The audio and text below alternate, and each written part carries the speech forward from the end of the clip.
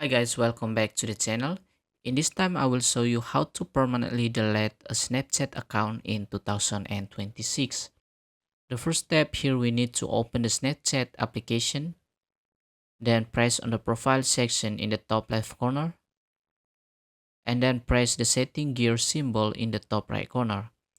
In the settings section, you will see the option to delete the account. Once you tap it, you will be direct to log in on the browser. Then please enter the username or email of your Snapchat account.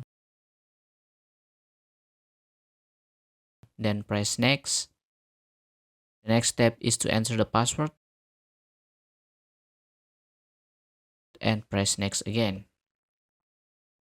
You will be direct to a page to delete your account, and then you can enter your username and password at the bottom, then press continue to delete your account. So your account will not be deleted permanently immediately.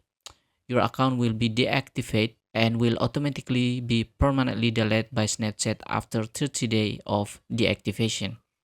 So to continue, I will enter my username and password below, then press continue.